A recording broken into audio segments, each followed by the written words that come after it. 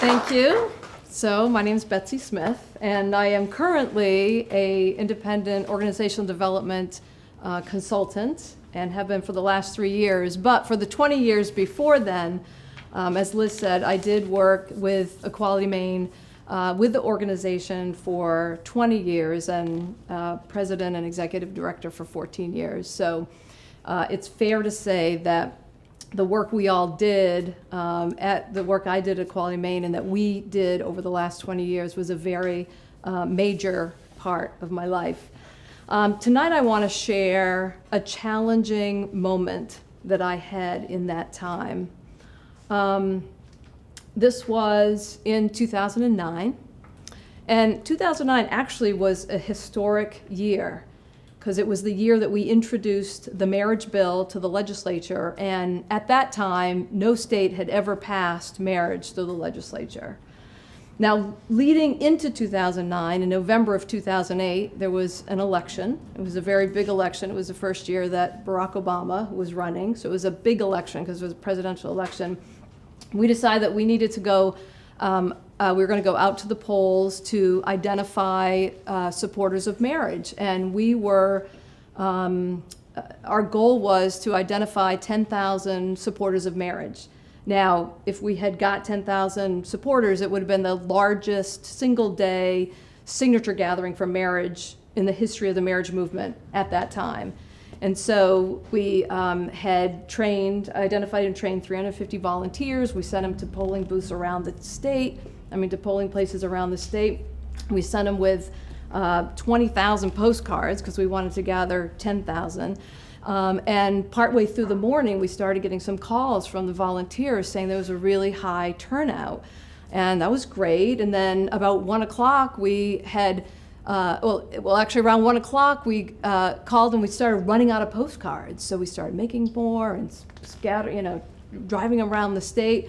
And then partway through the afternoon, we had surpassed our goal of 10,000. By the time the polls closed at 8 o'clock at night, we'd gathered 33,000 postcards in support of marriage equality. So coming into 2009, we were pretty excited about introducing the marriage bill, and even though no state had ever passed marriage through the legislature, and in fact only one state, Massachusetts, had marriage at that time, we were optimistic just because of the groundwork that we had laid. So fast forward a few months to April and the public hearing, because every bill has a public hearing.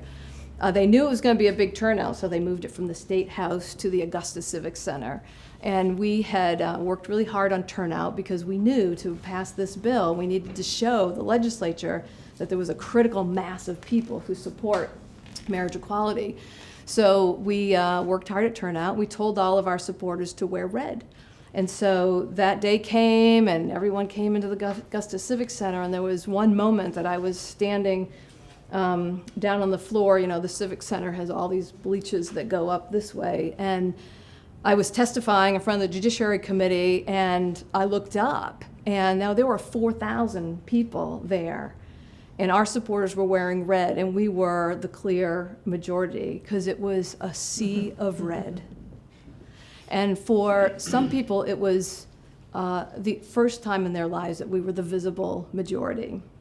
And many people said that it was probably the most validating moment of their lives. So about a week or two later, we actually did pass the marriage bill. It was signed by the legislature, and we were the first state to pass it through the legislature and have it signed by the governor. So it was an incredible time, a high, like one of my highs during my 20 years there, and I was really proud of the work that we'd all done and of Equality Maine and of the coalition we'd pulled together. But our work wasn't over because our opponents gathered signatures and they put it out to the ballot for a people's veto. So we had to go into a ballot measure campaign, and it was a hard-fought campaign, and we continued to, we identified probably 100,000 people, and we turned them all out to vote, and we had TV ads and radio ads, and we had canvases and phone banks, and we had, had 2,000 people working on Election Day. But on Election Day, we came up short. We came up short, and we lost that campaign 53 to 47%. And it was really devastating. It was a very devastating moment, but that's actually not the challenging time that I want to talk to you about. That was hard organizationally, but I want to talk about it personally, challenging, difficult moment. And it was after that, it was about a month after that, and my performance evaluation usually is done in the summer, but because we were in the middle of a campaign, the board and I agreed that we'd put the performance evaluation, do it after the campaign.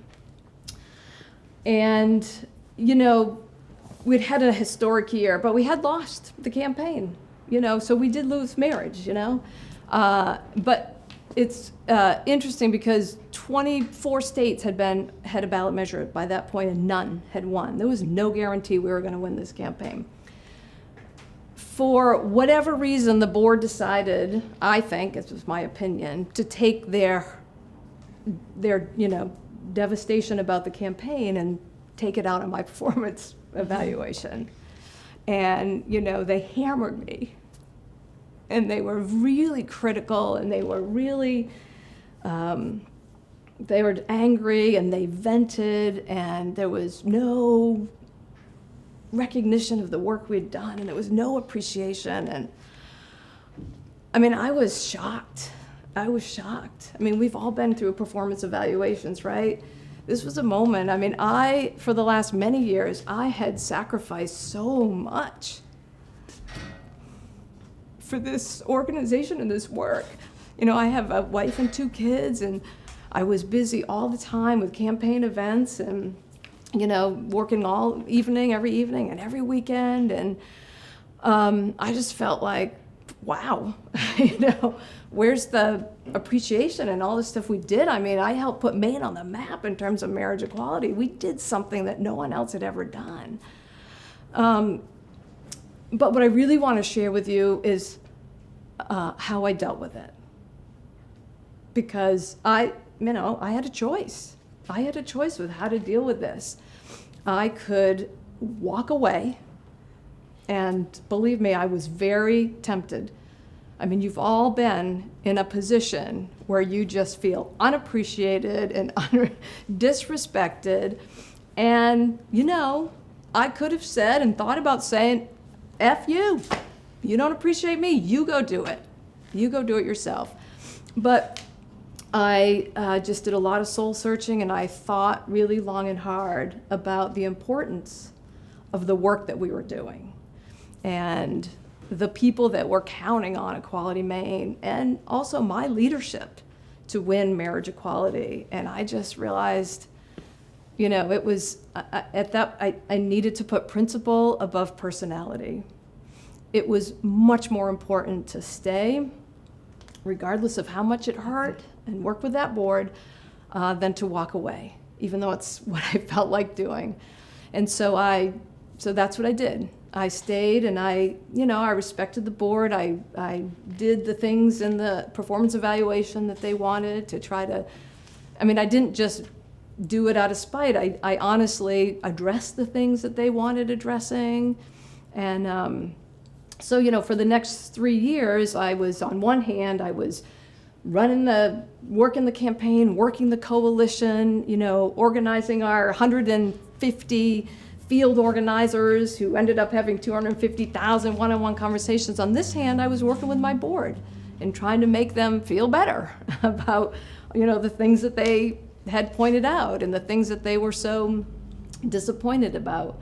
And, you know, in the end, in November 2012, we had 150 organizers. We knew that to change hearts and minds, we had to meet voters where they were at through one-on-one conversations, and we had a pretty robust and sophisticated system.